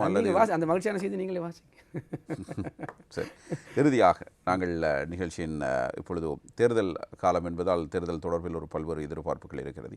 நீங்கள் ஆதரிக்கிற வேட்பாளரை பற்றி சில விடயங்களை நீங்கள் குறிப்பிட்டிருந்தீர்கள். அதே நேரத்தில் தேர்தல் பிரச்சாரத்தின் பொழுதும் உங்களுடைய கட்சி சார்ந்தவர்கள் அவருடைய தந்தை ரணசிங்க பிரேமதாஸ் அவர்களினால் பிரஜா உரிமை பெற்றுக் கொடுக்கப்பட்ட என்ற ஒரு விடயத்தினை அவர்கள் சுட்டிக்காட்டி பேசுகிறார்கள். இன்னும் ஒரு பக்கம் கோட்டாபே ராஜபக்ஷ அவர்களும் அதில் ஈத்தோகாவும் இணைந்து மலையக சமூகத்துக்காக ஒரு பல்கலைக்கழகம் உருவாக்கப்பட வேண்டும் என்பது உள்ளிட்ட பல்வேறு கோரிக்கைகளோடு இருக்கிறார்கள். மக்களை பொறுத்தவரையில் இது எந்த பக்கம் தேர்தல் வாக்களிப்பது என்பது போன்ற ஒரு கேள்விக்குறியோடு சிலர் இருப்பதையும் பார்க்கலாம். சிலர் ஏற்கனவே தீர்மானித்து ஒரு மனநிலையில் இருக்கிறார்கள்.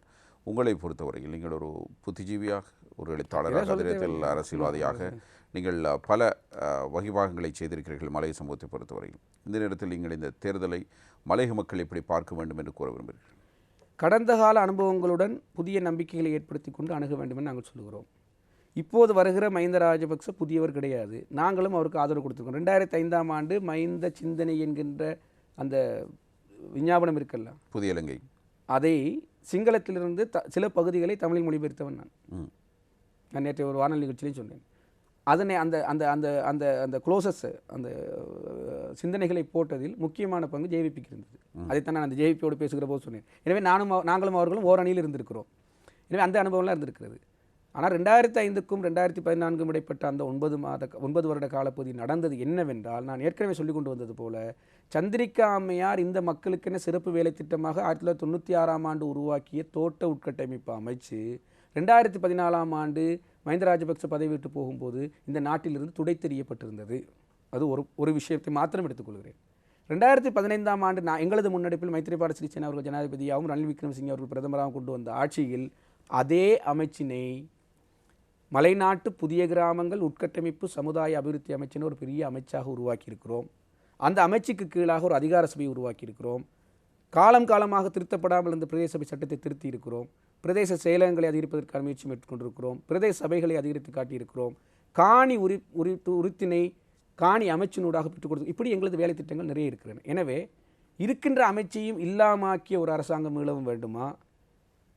மிகுந்த பிரச்சனைகளுக்கு மத்தியிலும் சண்டை சச்சரவுகளுக்கு மத்தியிலும் இந்த உரிமைகளை பெற்றுக் கொடுத்த அரசாங்கத்தின் வேட்பாளரை ஆதரிக்க வேண்டுமா என்கிற தீர்மானத்தை நாங்கள் எடுக்க வேண்டியிருக்கிறோம். இப்போது ஓரளவு விடயம் தெரிந்தவர்கள் 4 வருடத்தில் பெரிதாக வயது போயிருக்க, எங்களுக்கு பெருசாக வயது போகல. 4 வருடத்துக்கு முன்பு உங்களது கண்களை கொஞ்சம் திறந்து கற்பனைக்கு பின்பக்கம் சென்று மலையகத்தில் நடேசையர்புரம், இளஞ்செழியன்புரம், சந்திரசேகரன்புரம், வெள்ளையன்புரம், ஆபிரகாம் சிங்கபுரம், பகத்சிங்புரம், இப்படியெல்லாம் கிராமங்கள் இருந்தனவா என கற்பனை பண்ணி பாருங்கள். வதுளையைச் சேர்ந்தவர்கள் அந்த அம்பிட்டிக்கு அந்த தோட்டத்துக்கு சென்று இளஞ்செழியன்புரத்தை பாருங்கள். அந்த இளஞ்செழியன்புரத்தை கட்டி கொண்டவர்கள் அந்த தோட்ட தொழிலாளிகளே. இந்த அமைச்சு நிதி உதவி செய்தது. அவர்களே வைத்து மக்களை வைத்தே கட்டுவித்து பழக்கிய ஒரு மாடல் வில்லேஜ், ஒரு மாதிரி கிராமம். அதே போல் ஆபிரகாம் சிங்கபுரம் என்பவர் இந்த உரிமை போராட்டத்தில் உயிர் நீத்த ஒரு தியாகியின் பேரில் ஒரு கிராமம். நான் சொல்லிக் கொண்டு வந்த முல்லோயா கோவிந்தனுக்கு முல்லோயாவில் கிராமம். இதெல்லாம் 2015ஆம் ஆண்டுக்கு முன்பு இருந்ததா? இவ்வாறு தேயிலை பறித்து அந்த இடத்தில் காணிகளை அமைத்து வீடுகளை அமைத்து கிராமம் அமைக்கின்ற முறைமை இருந்ததா? திகாம்பரம் வகிப்பது வீடு கட்டுகின்ற அமைச்சு அல்ல. நல்ல தெளிவாக புரிந்து கொள்ளுங்கள். பழனி திகாம்பரம் மலைநாட்டில் புதிய கிராமங்களை உருவாக்குகிற அமைச்சர். அந்த புதிய கிராமங்களில் முதல் அடையாளமாக வீடு வருகிறதே தவிர வீட்டுக்கு பின்னால் இருக்கக்கூடிய பல்வேறு உரிமைகள் இதற்குள் வென்றெடுக்கப்படுகிறது. அதில் காணி உரிமை வென்றெடுக்கப்பட்டிருக்கிறது. அந்த வீடு கட்டப்பட்டிருக்கிறது. அந்த வீட்டு உரிமை வென்றிருக்கிறோம். அந்த வீட்டுக்கு போகின்ற பாதையை நாங்கள் அரசாங்கத்தின் நிதியை கொண்டு செய்திருக்கிறோம். அங்கே தபால் பெட்டிகளை அமைத்து இந்த வீட்டுக்கு வர வேண்டும் என்கிற முகவரியை நாங்கள் பெற்றுக் கொடுக்கிறோம். இப்போது இருக்கிற தபால் முறைமையிலிருந்து மாற்றகரமான ஒரு முறைக்கு செல்கிறோம். மின்சாரத்தை தேசிய மின்சாரம் வழங்குகிறது. குடிநீரை தேசிய நீர் வழங்கல் வடிகால் அமைப்பு சபையினூடாக கொண்டு வருகிறோம். இப்படி பல விஷயங்களை தேசிய நீரோட்டத்துக்குள் இணைக்கின்ற ஒரு நிகழ்ச்சி திட்டம் இந்த மலைநாட்டு புதிய கிராமங்கள் உட்கட்டமைப்பு சமுதாய அபிவிருத்தி அமைச்சு என்கின்ற அமைச்சுக்கு கீழாக நாங்கள் கொண்டு வருகிறோம். இதை ஒப்பிட்டு பாருங்கள். சாதாரண அறிவுள்ள எத்தனை வீடுகள் கட்டப்பட்டிருக்கும்? அதான் சொன்னேன். வீடுகளின் எண்ணிக்கை பார்க்காதீர்கள், கிராமங்களின் எண்ணிக்கை பாருங்கள். இலகுவது உங்களுக்கு. அப்படி எத்தனை கிராமங்கள் உருவாக வேண்டிய தேவை இருக்கிறது மலையகத்தை பொறுத்தவரை? ஒரு 1500 கிராமம் வைத்துக் கொள்வோம். 2000 கிராமம். ஏனென்றால் அந்த கிராமத்தின் எண்ணிக்கையெல்லாம் நிர்ணயித்துக் கொண்டு போக முடியாது. ஏனென்றால் முதலில் மலையகத்தின் புவியியல் சூழலை புரிந்து கொள்ள வேண்டும். மலையகத்தின் காலநிலை சூழலை புரிந்து கொள்ள வேண்டும். நீங்கள் காற்றில் அடிபட்ட ஒரு வீட்டை செய்தியாக்குகின்ற ஒருவரை ஓஹோ என்று அந்த செய்தியை பற்றி பேசுவார். ஆனால் அந்த காற்றில் கூரை அடிபட்டு சென்ற வீடு எத்தகைய ஒரு புவியியல் சூழலில் இருக்கிறது என்பதை சுயாதீன செய்தி பார்வை வாசிக்கும் இர்வானால் புரிந்து கொள்ள முடியாது. உங்களுக்கு குறை சொல்லவில்லை, ஒரு உதாரணத்துக்கு சொல்லுகிறேன். நீங்கள் அந்த இடத்துக்கு போக வேண்டும். ஏழுகண்ணியர் மலை என்கின்ற மாட்டினையார் என்கின்ற விமானம் விழுந்த அந்த மலைப்பகுதியின் உச்சில்தான் அந்த மலை அப்படி இருந்தால் அந்த காற்று அங்கே வீசும். அதில் தான் வெளிவாய தோட்டத்தில் நாங்கள் கட்டி கொண்டிருக்கிறோம்.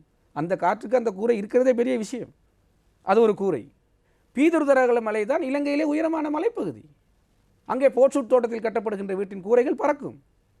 அதில் மேல் ஒரு மண் மீது வைத்தால் அதுதான் திகாம்பரம் செய்கிற குற்றச்சாட்டாக பார்க்கப்படுகிறதே தவிர அந்த மலையுச்சியில் ஒரு மலையகத்தில் பிறந்து வளர்ந்த ஒரு அமைச்சன் தனி வீடு கட்டி கொடுக்கிறான் என்பது பார்க்கப்படாது. அந்த நிலம் இல்லாதிருந்த மக்களுக்கு அந்த நிலத்தை பெற்றுக் கொடுக்கிறான் என்பது தரையை பார்க்க மாட்டார்கள். கூரையை காற்றடித்த கூரையை செய்து விடுவோம். நான் அந்த பாதிப்படைந்தோட அந்த இடத்துக்கு போனேன். அந்த வீட்டு உரிமையாளரே சொல்கிறார், சரி நான் கவலைப்படவே இல்லை, நானும் சேர்ந்து தான் பூட்டி கொண்டிருந்தோம். அந்த இடம் வந்து திடீரென இருள் வரும், திடீரென வெளிச்சம் வரும். வெளிவாய புதுக்காடு என்கிற தோட்டத்தில் ஆணிகளை பூட்டி கொண்டிருந்தோம். ஏறாகிவிட்டது. நாளைக்கு செய்வோம் என போனால் அன்று அடித்த காட்டில் பறந்து விட்டது. உண்மை எனக்கு தெரியும். நானே கவலைப்படலை. ஆனால் யாரோ வந்து ஒருத்தர் கவலைப்பட்டார், ஒரு பிரதேச உறுப்பினர். எங்கேருந்து வந்தார்னு தெரியாது. அவருக்கு திடீரென ஒரு கவலை வருகிறது. ஏனென்றால் திகாம்பரத்தை குறை சொல்வதற்கான ஒரு அடையாளமாக அதை பார்க்கிறார். நாங்கள் அப்படி பார்க்கவே இல்லை. பீதுதலகளை மலையடிவாரத்தில் வீடு கட்டுகின்ற எங்களுக்கு தான் தெரியும் அந்த பிரச்சனை.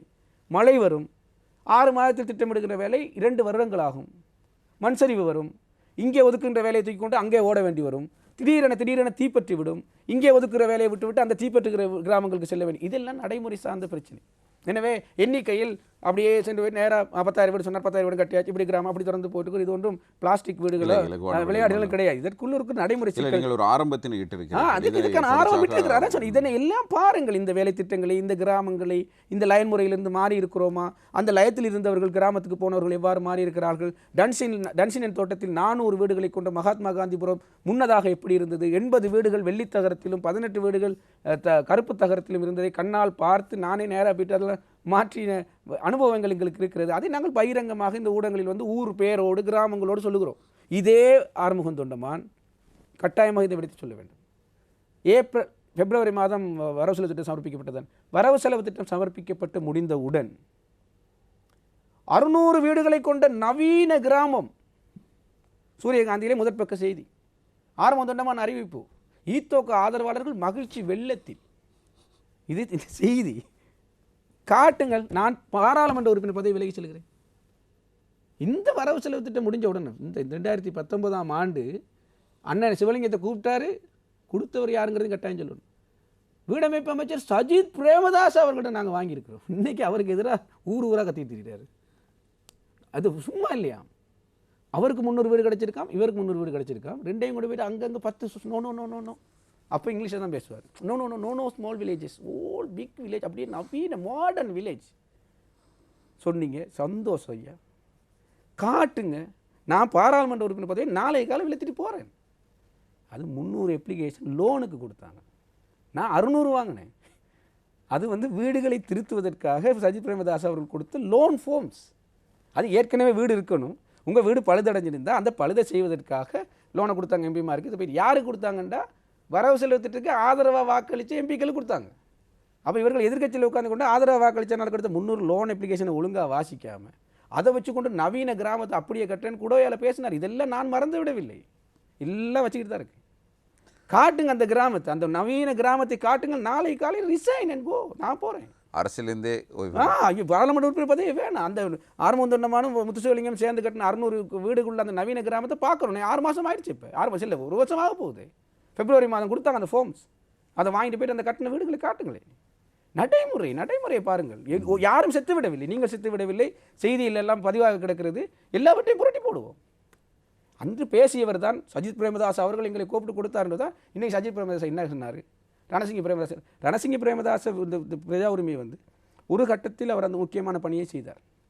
அதாவது கட்டமாக எங்கள் மக்கள் வெளியேறின பிறகு இந்திய பாஸ்போர்ட்டை கையில் வைத்துக்கொண்டு, அதாவது இந்திய பாஸ்போர்ட் இங்கே கொடுத்துருவாங்க. இந்த வரலாறெல்லாம், இந்த நிகழ்ச்சியெல்லாம் போதாது. இனி ஒரு நாளைக்கு முழுக்க உட்கார வைங்க. நீங்கள் உட்கார வச்சு காலையிலேருந்து கேளுங்க. அப்படியே கதையாக சொல்கிறேன்.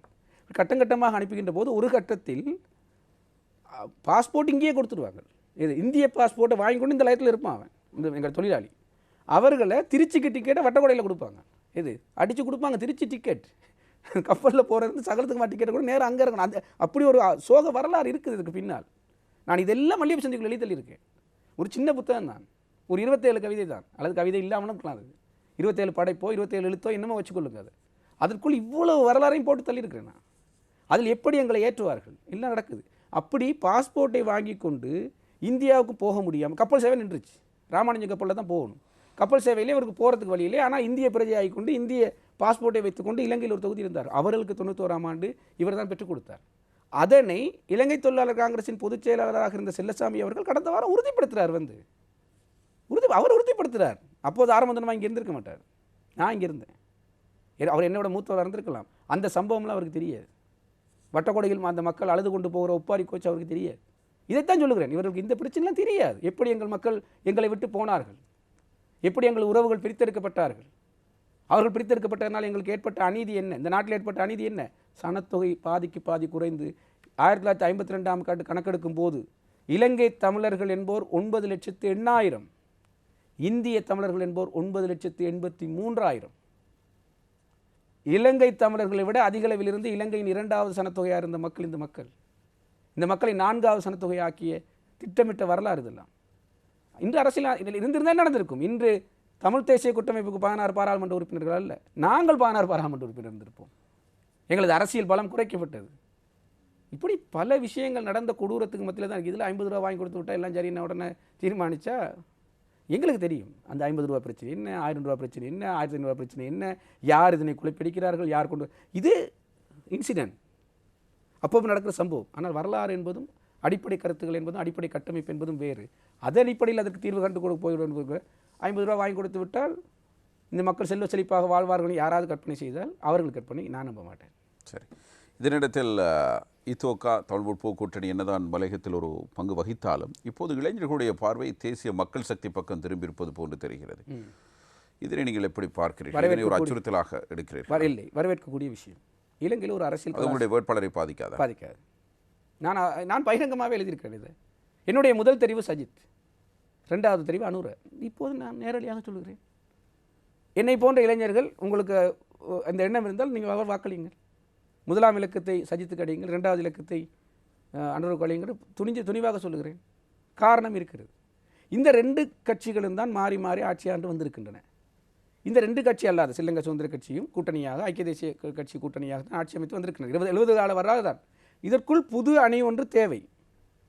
அந்த புது அணி, அன்றகுமாரவை நான் இனவாதியாக சொல்லவில்லை, ஒரு சிங்கள தலைமையாக இருக்க வேண்டியது காலத்தின் கட்டாயம், நாட்டின் கட்டாயம். அது ஒரு தமிழராக இருந்து வருவதற்கான வாய்ப்பு இந்த நாட்டில் இல்லை. எனவே 3வது அணியையும் அந்த 3வது தலைவரையும் சிங்கள மக்கள் மத்தியிலிருந்தே தெரிவு செய்து கொள்ள வேண்டிய தேவைப்பாடு எங்களுக்கு இருக்கிறது. அதற்கான அடையாளமாக அனுரகுமார கடந்த காலங்களில் முன்வந்து கொண்டிருக்கிறார். இதை நான் ஒரு பக்கம் வைக்கிறேன். அனுரகுமார முன்வரும் அந்த மக்கள், தேசிய மக்கள் சக்தியாக சொன்னீங்க, இந்த தேசிய மக்கள் சக்தியில் இருக்கிற 1ஓ 2ஓ பதிவு செஞ்ச கட்சி தான் நினைக்கிறேன். மக்கள் விடுதலை முன்னணி, எனக்கு தெரிந்த வகையில் மக்கள் விடுதலை முன்னணி பதிவு செய்யப்பட்ட அல்லது அங்கீகரிக்கப்பட்ட கட்சி, நல்லாட்சிக்கான தேசிய முன்னணி அங்கீகரிக்கப்பட்ட பதிவு செய்யப்பட்ட கட்சி. அதை விட வேறு ஏதாவது பதிவு செய்யப்பட்ட கட்சி கட்சியில் சில இருந்தன, இப்போது அப்போது பதிவு செய்யப்பட்ட. எனவே அவர்கள் முன்வைக்கின்ற அந்த கருதுகோள்கள், கோட்பாடுகள் எல்லாம் அரசியல் கருத்து நிலையிலிருந்து வர வேண்டும். சரி, அந்த கட்சியில் இருக்கக்கூடிய கோட்பாடுகள், ஏன்னால் கூட்டு சேருகின்ற கட்சிகள் தானே அங்கே பிரச்சனையை உருவாக்கும். யாரெல்லாம் சேர்ந்து இந்த திட்டத்தை முன்வைக்கிறார்கள் ஒன்று. அதில் மக்கள் விடுதலை நல்லாட்சிக்கான தேசிய முன்னணி புதிய கட்சி, நாங்கள் வரவேற்போம். இளைஞர்களின் கட்சி, அதனை வரவேற்போம். அவர்கள் மலையக மக்களை பொறுத்தவரை ஏற்றுக்கொள்கின்ற மனப்பக்குவம் இருக்கிறார்கள். எங்களோடு நாங்கள் நிறைய நிகழ்ச்சிகள்லாம் கலந்து கொண்டிருக்கிறோம். அரசியலுக்கு அப்பால், இந்த புது அரசியலுக்கு அப்பால் உரையாடக்கூடிய ஒரு அமைப்பாக நாங்கள் இருந்திருக்கிறோம். இந்த மலையக மக்கள் மக்கள் விடுதலை முன்னணி என்கின்ற இந்த கட்சியின் கடந்த கால வரலாறையும் நாங்கள் பார்ப்போம். அதற்குத்தான் அனுரகுமார திசாநாயக்க தலைவராக இருக்கிறாரே அன்றி இந்த தேசிய மக்கள் சக்திக்கு அல்ல. அந்த அனுரகுமார திசாநாயக்க ஒரு அடையாளமாக பார்க்கப்படுகிறார் என்பது அடிப்படையில் ஒரு அடையாளமாக அந்த வாக்கை அளிக்கலாமே தவிர, ஒரு பிரதான விடயம் என்னவென்றால், அனுரகுமாரவுக்கே தெரியும் அவர் ஜனாதிபதியாக வரமாட்டார். இந்த இந்த இந்த நிலையிலிருந்து தான் அதை அணுக வேண்டும். அவருக்கு தெரியுமா தெரியாதோ நீங்கள் சொல்லுங்க. அவருக்கு தெரியும். எனவே அவருக்கே தெரியும் ஜனாதிபதி ஆக மாட்டார் என்றால், உங்களது முதல் தெரிவை அவருக்கு வழங்குவதனூடாக நாங்கள் இன்னும் ஒரு குழப்பத்தை இந்த நாட்டுக்குள் ஏற்படுத்த போகிறோம். எனவே வெற்றி பெறக்கூடியவர்களுள் ஒருவருக்கு நாங்கள் 1வது தெரிவை அளித்துவிட்டு எங்களது அடையாளமாக அனுரகுமாரவை வழங்குவதனூடாக எதிர்வரும் காலத்தில் அனுரகுமார போன்றவர்கள் இந்த நாட்டின் தலைவராக வர வேண்டும் என்கின்ற ஒரு சிக்னல், ஒரு சமிக்ஞையை இந்த நாட்டுக்குள் கொடுப்பதனூடாக ஏற்கனவே இருக்கிற 2 சக்திகளுக்கு ஒரு அச்சுறுத்தலை கொடுக்கலாம். நாங்கள் ஒரு பயத்தை கொடுக்கலாமா, 3வது அணி ஒன்று வருகிறது, நாங்கள் எங்களது கொள்கையில் ஒரு தளர்வை ஏற்படுத்த வேண்டும், எங்களது இறுக்கமான நிலைப்பாட்டிலிருந்து மாற்ற வேண்டும் என அது மாறுகிற போது நாட்டிற்கு ஒரு அரசியல் கலாச்சாரம் வரும். அத்தகைய சூழலில் அனுரகுமார மீது அனுரகுமார மொடரேட் என்னது, அவர் நிறைய மாற்றங்கள் அவருக்குள் தெரிகிறது. பழைய இறுக்கமான மக்கள் விடுதலை முன்னணியின் தலைவரை போன்று அவர் இல்லை. அவர் இயல்பாக மக்களிடத்தில் முன்னிறுவர்கள் அவர்களது கொள்கை கோட்பாட்டோடு இறுக்கமாக தலைவர்களாகவே தான் இருந்தார்கள். இவரை பொறுத்த வரைக்கும் ஒரு இலகுத்தன்மை அவரிடம் தெரிகிறது. அடுத்தது குறிப்பாக இதை சொல்லி முடிக்கிறேன். குறிப்பாக அவர்களது கட்சி, மக்கள் விடுதலை முன்னணி என்கின்ற கட்சி 5 கோட்பாடுகளை கொண்டது. பந்தி பகா என்பார்கள். அந்த 5 வகுப்புகளை அவர்கள் நடாத்தி அந்த 5 வகுப்புகளில் தேர்பவர்கள்தான் அந்த கட்சியின் உறுப்பினராக இருக்க முடியும். அதெல்லாம் இறுக்கமான கட்சி. இதை உங்களுக்கு இப்போது தான் தெரியுமோ தெரியாது, நான் சொல்வதற்காக சொல்கிறேன், நீங்கள் ஊடகங்களுக்கும் எல்லாரும் தெரிந்து கொள்ளணும். இந்த 5 வகுப்புகள் மிக முக்கியமானது. ஒரு கட்டத்தில் நானும் ஏதோ ஒரு கட்டத்தில் உங்களை சம்மந்தப்பட்டிருக்கேன்னு வச்சுக்கொள்ளும், அது வேறு விஷயம். பல்கலைக்கழக அப்படி இருந்திருக்கும். அந்த 5 வகுப்புகளில் 5வது வகுப்பு எதை பற்றியது என்றால் இந்திய விஸ்தரிப்பு வாதம். அதாவது அவர்கள் கருத்து என்னவென்றால், இந்தியாவுக்கு பக்கத்தில் இந்த நாடு இருப்பதன் காரணமாக இந்தியாவின் ஒரு மாநிலமாவதற்கான அபாயம் இருக்கிறது. இப்போ அல்ல, இப்போ அந்த 5 வகுப்புகள் முன்பு. அதன் அடையாளமாகத்தான் இந்திய தோட்ட தொழிலாளர்கள் இங்கே வைக்கப்பட்டிருக்கிறார்கள். எனவே இந்திய தோட்ட தொழிலாளர்கள் இங்கே இருக்கிற வரைக்கும் இந்தியாவின் ஆதிக்கம் இங்கே இருக்கும் என்கின்ற ஒரு வகுப்பையே அவர்கள் வைத்திருந்தவர்கள், ஒரு கொள்கையை வைத்திருந்தவர்கள். அதனால்தான் இந்த இந்திய தோட்ட தொழிலாளர்கள் வசிக்கக்கூடிய அவர்களின் தொழில்துறையை பலவீனமாக்குவதற்காக தோட்ட தொழிற்சாலைகளை இவர்கள் இருக்கிறார்கள் 89ஆம் ஆண்டுகளில். இல்லாவிட்டால் என்ன, இன்று பொருளாதாரத்தை பற்றி இந்த நாட்டுக்குரிய பாசத்தை பற்றி வெளிப்படுத்துகிற அந்த கட்சி தோட்டமாக சென்று தொழிற்சாலைகளை எரித்தது என்றால் ஏன்? நான் கேட்குறேன், இந்த இப்படி தொழிற்சாலைகளை எரித்து விடுவதன் மூலமாக அவர்கள் என்ன பொருளாதார வளர்ச்சியை கண்டுவிடலாம் என்று நினைக்கிறார்கள்? தோட்ட முகாமையாளர்களை சுட்டுக் கொன்றார்கள். எங்களது தோட்ட முகாமையாளர் தர்மராஜா சுட்டுக் கொன்றதை முதலில் ஒரு சிறுவனாக அடையாளம் கண்டவன் நான், உரிய ஆதாரத்தோடு சொல்லுகிறேன். ஏன் தோட்ட முகாமையாளர் கொள்வதனூடாக ஒரு பயத்தை ஏற்படுத்தி தோட்ட நிர்வாகத்தை இல்லாமல் செய்வது, தோட்ட தொழிற்சாலைகளை எரித்து விடுவதனூடாக அந்த தோட்ட தொழில்களை பலவீனப்படுத்துவது. இப்படிப்பட்ட கட்சியினருக்கு நீங்கள் உங்களுடைய 2வது தெரிவு வழங்க போகிறீர்கள்? இல்லை, அதை தான் சொல்லுகிறேன். இந்த நிலை, அதனால் தான் 2வது தெரிவு. ஏன்னா இதிலிருந்தெல்லாம் விடுபட்டவராக அதற்கு அந்த கேள்விக்கெல்லாம் பதிலளிக்க வேண்டியிருக்கிறது அவர்கள். அடுத்தது இந்த காணி விஷயம். என்னை பொறுத்த வரைக்கும் இந்த மலையக மக்களுக்கான காணி உரிமை, வீட்டு உரிமை தொடர்பாக இன்னும் தேசிய மக்கள் சக்தியோ அல்லது மக்கள் விடுதலை முன்னணியோ தெளிவான ஒரு நிலைப்பாட்டில் இல்லை. அதற்காக நான் மறுப்பு தெரிவிக்கவில்லை. இதே குற்றச்சாட்டை அவர்கள் ஐக்கிய தேசிய கட்சி மீதும் சொல்லலாம், நானும் சொல்லுகிறேன். இதே குற்றச்சாட்டை ஸ்ரீலங்கா சுதந்திர கட்சி மீதும் சொல்லலாம், நானும் சொல்லுகிறேன். இந்த நிலையிலிருந்து பார்க்கின்ற போது எல்லா கட்சிகளுமே எங்களுக்கு அநீதி இழைத்திருக்கின்றன. அந்த அநீதி இழைத்த கட்சிகளின் அந்த வரலாற்று, கருப்பு வரலாற்றை மறந்துதான் நாங்கள் முன் செல்லுகிறோம். எனவே அந்த இந்திய விஸ்தரிப்புவாதம் போர் முதலான கொள்கைகளை வைத்திருந்த அன்றகுமார் திசாநாயக்க கட்சியை நேரடியாக அதிலிருந்து விடுபட்டு விட்டார்கள். அதை இப்போது நான் வரலாற்றை சொன்னேனே தவிர அந்த நிலையில் இப்போது அவர்கள் இல்லை. அவர்களே பாராளுமன்றத்தில் பேசியிருக்கிறார்கள். நான் அதை வரவேற்று பேசியிருந்தேன். அன்றகுமாராவுக்கு நன்றி சொன்னேன். என்னது, இவர்களை ஏன் நாங்கள் இன்னும் இந்திய தொழிலாளரை அழைக்க வேண்டும், இவர்கள் இலங்கை தமிழர்களாக ஏற்றுக்கொள்ள வேண்டும், அவர்களுக்கான தனித்துவமான இருக்கிறது என்று இதை ஒரு மாற்றம், இதான் மொடரேட்னு சொன்னேன். அவருக்குள் மாற்றம் வந்திருக்கிறது, அது சரி, பாரிய மாற்றம் வந்திருக்கிறது, அதை ஏற்றுக்கொள்ளும். ஆனால் இந்த மக்களுக்கு செய்ய வேண்டியது என்ன என்பது தொடர்பாக இன்னும் அவர் இன்னும் தெளிவாக பேசவில்லை. தொடர்ச்சியாக பாராளுமன்றத்தில் நான் 4 உரைகளை, அன்றகுமார் உரையை அவதானித்திருக்கிறேன். 4 வருடமாக, 4 வருடமும் அவர் சொன்ன புள்ளிவிவரம் அதே தான். அதை சிங்கள தலைவனுக்கு தலை வணங்குகிறேன் அப்படின்னு இங்கே ஒரே ஆகணும்னு புகழ்றாங்க. என்ன சொன்னார்னா புள்ளிவிவரத்தை சொல்கிறார். மந்த போஷாக்கு அதிகம், ஆமாம். சம்பளம் குறைவு, ஆமாம். அவர் சொல்கிற எல்லாத்துக்கும் நான் ஆமாம். என்ன ஐயா தீர்வு? மந்த போஷாக்கு இல்லாமல் இருக்குது, நீங்கள் என்ன செய்ய போகிறீங்க? சம்பள உயர் பிரச்சனை தீர்ப்பதுக்கு என்ன அதை சொல்லுங்கள். அவரும் பாராளுமன்றத்தில் பேசினார். நான் அவருக்கு எதிரான வாதத்தை முன்வைத்தேன். என்னது, இப்படி வீடு கட்டி கொண்டு போனால் நாடு முழுக்க வீடாக இருக்கும், பொருளாதாரம் பயிற்சி செய்வதற்கு ஒன்றும் இல்லை என பேசியவர் அன்றகுமார் திசாநாயக்க. கோட்டாவின் நிலைப்பாட்டில் எப்படி வேறுபடுகிறது அது? இதை நான் இப்போது உங்களிடம் விவாதிக்கவில்லை. நேற்று முன்தினம் அவர்களது கட்சி தோழர் ராமலிங்கம் சந்திரசேகரனை நேரலையாக வைத்துக்கொண்டு ஒரு வானொலியில் பேசி இந்த முகநூலில் கூட கிடக்கு. கேள்வி கேட்டால் அவர் பதில் சொல்லாமல் எங்கள் தலைவர் வேற எதுவும் கதை சொல்லிட்டு இருக்காரு. நான் கேட்ட கேள்விக்கு பதில் சொல்லணும். இது நிலைப்பாடு என்ன? 2 விஷயத்தை பதில் சொல்லணும் மக்கள் விடுதலை முன்னணி. மலையக மக்களின் காணி உரிமை தொடர்பான உங்களது நிலைப்பாடு என்ன? 2 விஷயம்தான். 1. 2வது, இவர்களை சிறுதோட்ட உடைமையாளராக்குவது தொடர்பாக உங்களது நிலைப்பாடு என்ன?